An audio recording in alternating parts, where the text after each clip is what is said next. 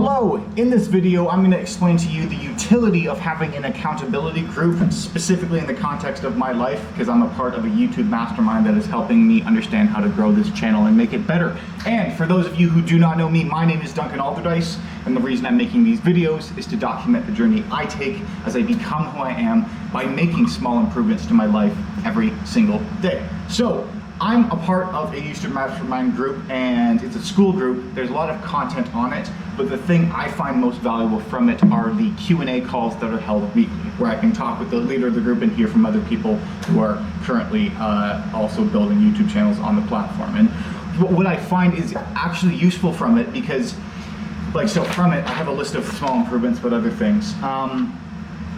There's a bunch, there's a half hour where I was talking about.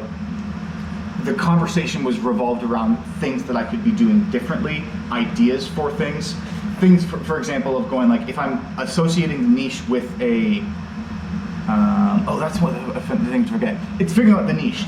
The niche of small improvements is a bit too broad. I think I need to change that intro to like, my name is Duncan Alderdice, and the reason I'm making these videos is to document the journey I take as I become who I am by making small improvements to my life every single day as a sales executive that wants to start a business. That's a bit more specific in terms of an avatar that these videos are targeting that I can speak to, because that is me and I have a personal connection, and I don't have to speak to someone else going like, hey, what problems are you suffering from and would like solved? Because I can ask myself, and I'll just be like, hey, what problems do I have? That would be nice if someone solved for me and then can do so. So that thing I just said right there came out as a consequence of attending the meeting that was centered around this thing, and then having the conversation about it.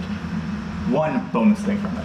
Another idea is, because if I'm specifically that small improvements guy or niche sort of things, what I can be and serve the audience doing is be the guinea pig for small improvements or like life hacks, things to improve your life, and give my opinion on it. Like, not doing caffeine for a bit, going to bed early, trying out time blocking, different sort of little things. I'll be like, hey, I did this for 7 days and here are the results. I do or do not like it. Take a stance so that people actually, it stirs up controversy, but not controversy in the going like a political sort of thing, but more just drawing a line in the sand. I stand on this side. People, depending on their perspective, will be like, oh, that side of the sand you're on, I don't like that. I don't like that. And some people are like, I do like that. Anyways, conversation is ensuing, and that is a consequence of me being like, this is where the line is after doing the thing. And so these videos are dual purpose. One can be one where it's more focused on talking about the experience of it, and then the rest of them are actually documenting that experience as it goes along.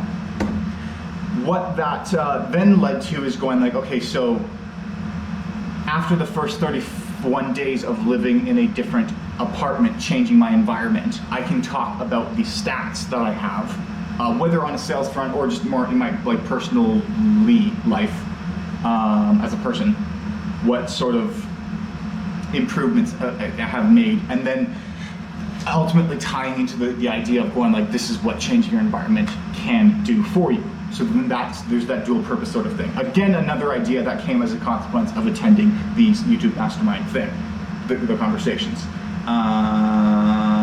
Also in terms of like the types of videos I want to watch, like figuring out what do I like about the people that I watch, and then can emulate that, because I'm going to do that a lot better. Because the message that I'm saying might not actually be that, well, it's not that interesting. The information is not the intriguing aspect of these videos. It's the delivery. It's the fact that I'm saying, and not I'm an incredible person, but more, it's like a fitness trainer being like, eat less, move more. That's how you lose weight.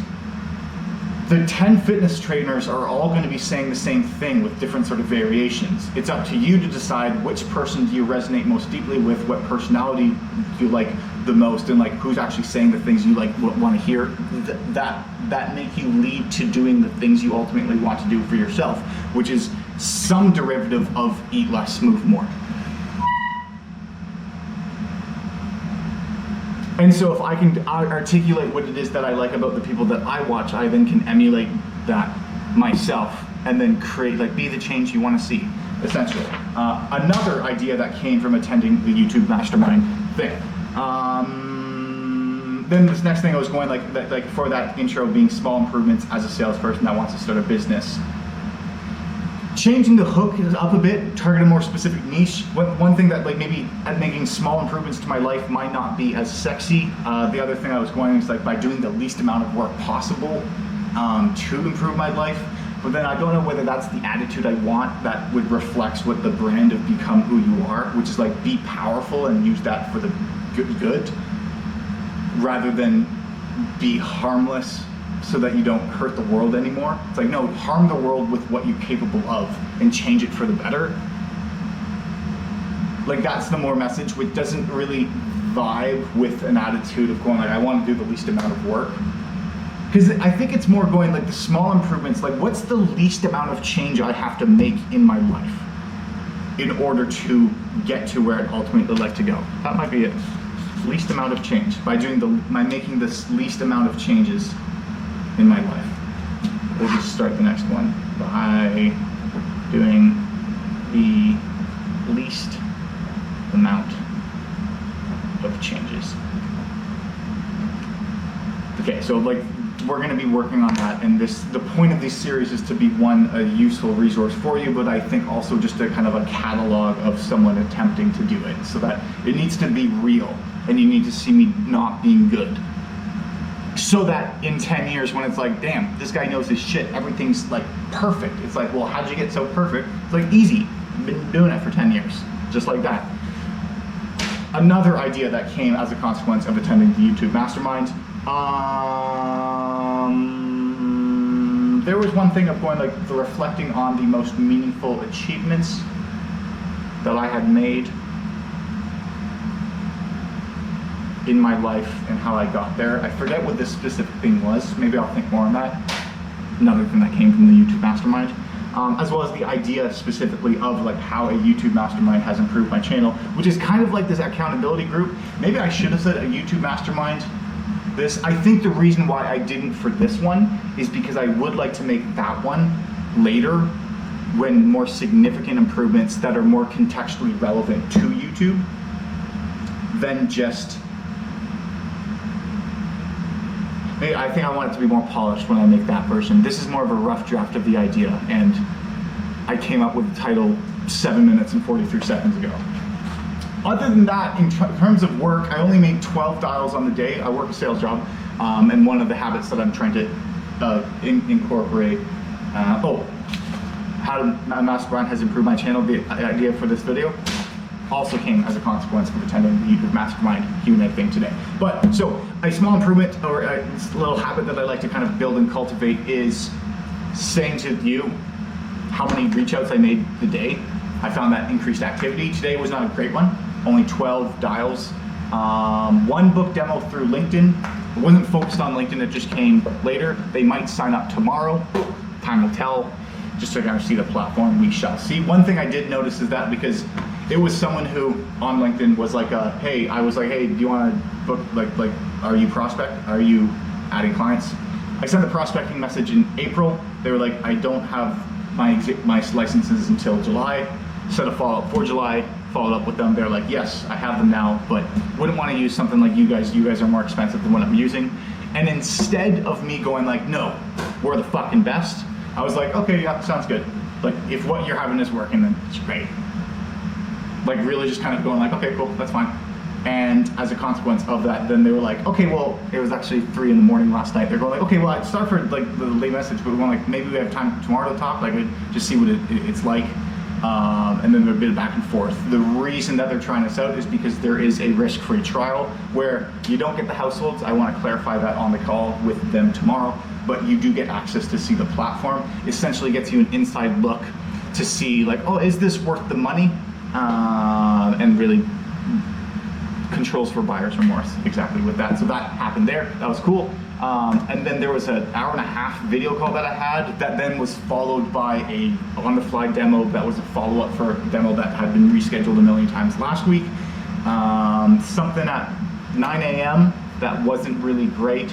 Actually, in the role play this morning, I had there's like a new person, and we were practicing doing a cold call, and I was happy about it because we did the role play, but she was Like she was going like she's frustrated and people are hanging up on her. And so it was just kind of like we'd go through it, then I'd stop her being like, that was a great line, say it again. Like say it again.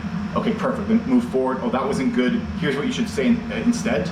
Makes sense. Okay, say it again, say it again. Like it was more, it wasn't, I'm glad that I took control. She sent a message after being like, hey, like you had to, like, thanks for all the tips, that was very helpful. I'm glad it turned into that as opposed to you run through it once, then the 3 people who are watching give you feedback and you walk away with a million things to work on and no idea where to move forward from here. Whereas instead it's like going like, okay, the way you get better at cold calling is by making 1,000 cold calls and sucking at it. And you're better the 1,000th time than you were the first time. So how can we manufacture that same experience and condense it down into an hour? Is going like, okay, so we're gonna go through it each point. Whenever you say it right, then again. So that was cool, fun, and great. As well as then I was asked to actually run in the all hands, the team meeting company-wide. There's like a quick little icebreaker activity where I was asked to be the sort of MC of it. Not that big of a deal, but more just I was the one being like, hey, you're up next, and it was fun because the idea was like, or the icebreaker was like, say a guilty pleasure they have. Mine was mango juice, absolutely fucking delicious. But then as people went, I would then have like a quick one-liner, some sort of comment in response to what they say, then the transition to the next person. And that was a lot of fun. And I enjoyed the fact that that happened. Yeah, as well as, today I spent a lot of time adminning, thinning the pipeline. That was the conversation I had with my new manager, sales manager, who isn't the old sales manager I had, who is now an account executive, whose name is Mark.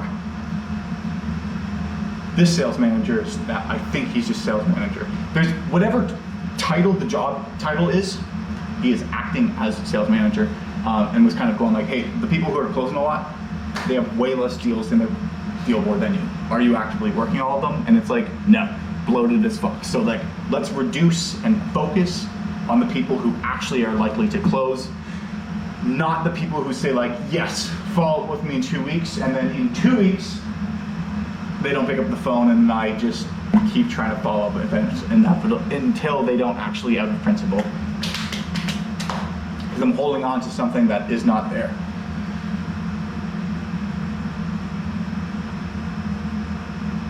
So that's what I did. Clementine Club, thanks for sticking around as always, and remember to believe in yourself because you're more capable of doing great things than you give yourself credit. I'll talk to you later. Ready?